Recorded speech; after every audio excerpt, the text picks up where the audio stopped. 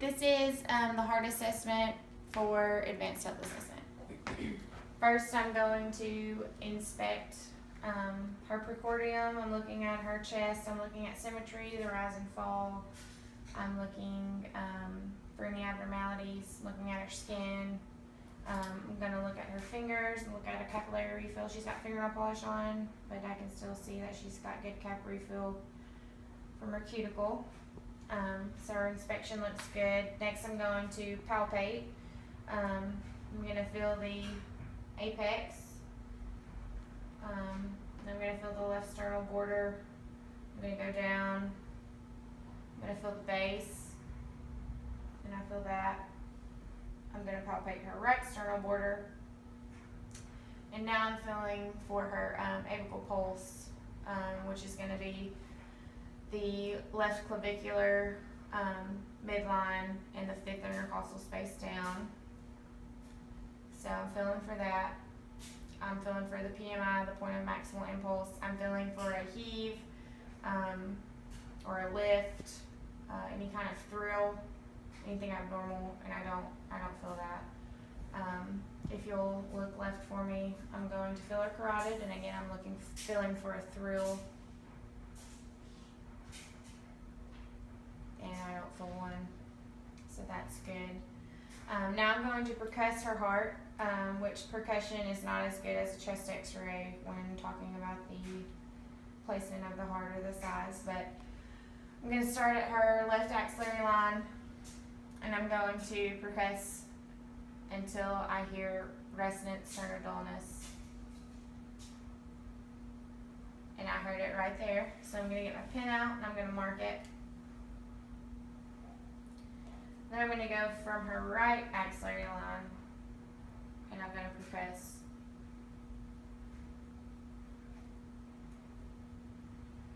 Here's her right sternal border, and so I'm going to percuss over until I feel her left sternal border, which I feel it right there, and I'm going to mark it. Now I'm going to get my tape measure out, and I'm going to measure, and it's less than a centimeter, which is normal. Now I'm going to listen. I'm going to listen to her heart sounds. I'm listening for S1, S2, S1 marking systole, S2 marking diastole. I'm listening for any abnormal heart sounds, S3, S4, any kind of click, any kind of snap, pericardial friction rub, a murmur, anything abnormal I'm listening for. We're going to start listening to her aortic sound. I hear systole and diastole. So I hear S1, S2. I don't hear anything abnormal. Listening to her pulmonic. S1, S2. Listening to her second pulmonic. Here S1, S2. I'm going to listen to her tricuspid. Here S1, S2. Now our apical. And I hear S1, S2, nothing abnormal, no murmurs. Now we're going to listen to the same thing supine, so if you'll go and lay down.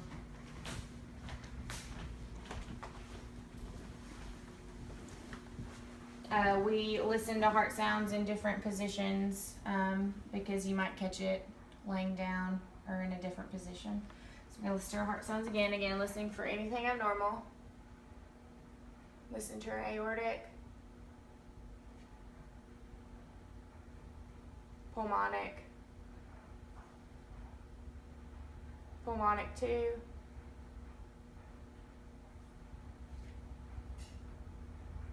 Tricuspid.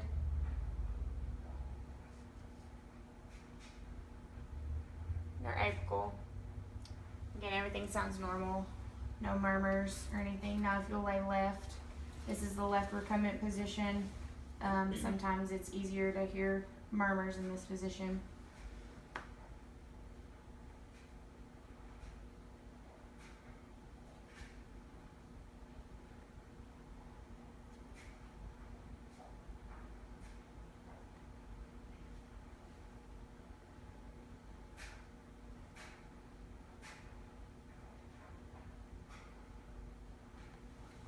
didn't hear a murmur or anything abnormal. If I did hear a murmur, I'd be listening for pitch, intensity, radiation, quality, anything that's abnormal, and I didn't hear any of that. So that is the heart assessment. Yep. This is the lung assessment for advanced health assessment. Alright, first we're going to look at her chest. We're going to inspect. We're looking for symmetry. We are looking for the rise and fall, the natural rise and fall of her chest. We're looking for anything abnormal, any kind of retractions, any bulges, any use of accessory muscles, anything abnormal. So if you'll raise your hands for me, looking at her lateral sides of her chest. Gonna look at her back of her chest, and it looks good. Now, gonna look for any landmarks. I'm looking at her suprasternal notch. I'm looking at her angle of Louis, her costal space.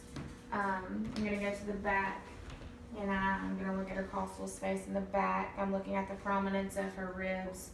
I'm looking at her, identifying her C7, her T1, and all of that looks good. So now I'm going to palpate.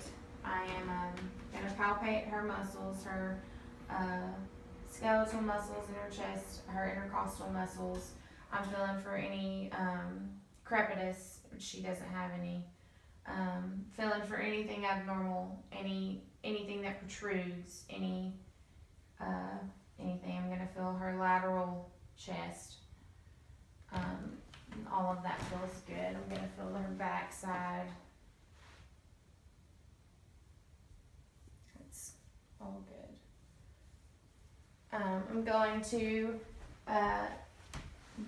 look at her thoracic expansion. So I'm gonna put my thumbs on her costal space.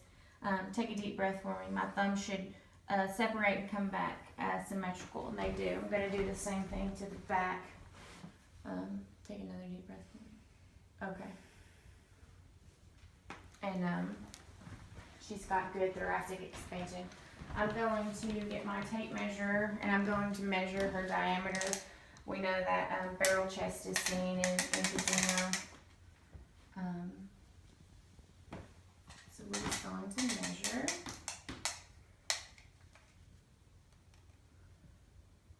Okay, you've got a good diameter there. Next we're going to percuss. I'm going to percuss her chest. It should not be dull.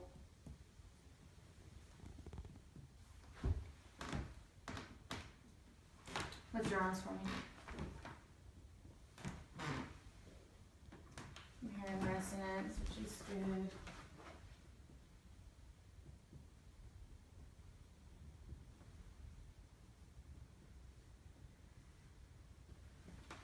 Okay. I'm gonna feel for any firmitus. I'm gonna just touch her chest and see if I can feel the vibration symmetrically when she speaks. Say 99 for me. 99. Say it again. 99. Okay. 99. I'm gonna go around to the back and do the same. 99. 99. 99. 99. Okay. And I felt vibration symmetrically doing that. Next, I'm going to actually auscultate her breath sounds, listening for any abnormal breath sounds, any wheezing, any rhonchi, any rubs, any absent breath sounds. So I'm just going to listen. Take a deep breath through your mouth.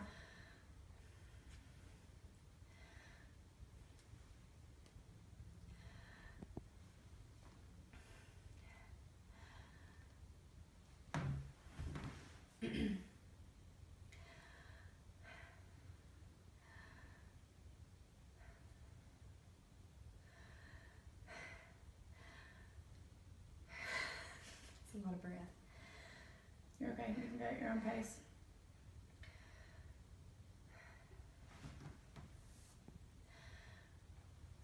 Okay. I didn't hear anything abnormal. She's got good, clear vesicular sounds in her lobes. I'm going to measure her diaphragmatic excursion. So what I'm going to do is I'm going to ask you to take a deep breath. Take a deep breath for me. I'm going to percuss down from her scapula till I hear dullness. Okay, which is right there. I'm going to mark it. I'm going to ask you to take a deep breath and exhale, and then just hold the exhale. I'm going to percuss back up. Okay. And I'm going to mark it, and then I'm going to measure it, and it should be 3 to 5 centimeters. And it is. Now I'm going to do the same thing to the other side. So take a deep breath and hold it for me. Going from the scapular, percussing down. Okay. Marking where I hear the dull sound. Take a deep breath, exhale, and hold it. Going to percuss up. Okay. You can breathe. I'm going to mark it. And I'm going to measure this side. Should be 3 to 5 centimeters, and it is. Next, I'm going to really look at her respirations. I'm looking at her rate. Just breathe normal for me. I'm going to count her respirations. They should be between 12 and 20 in a normal rhythm. So just breathe normal. Just counting the rise and fall of her chest.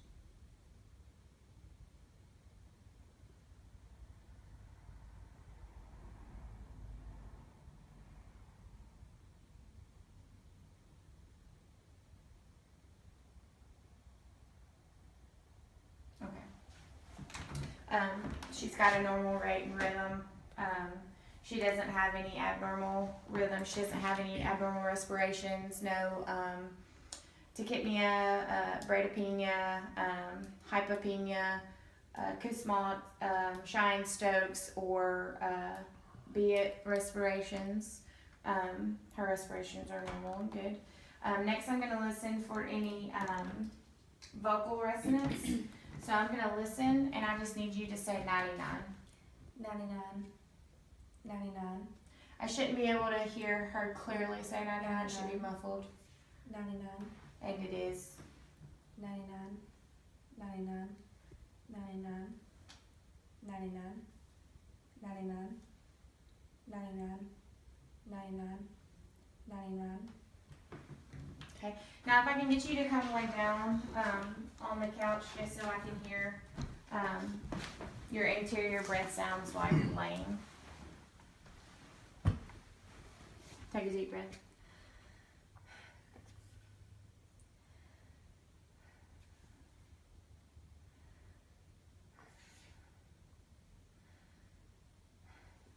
All right.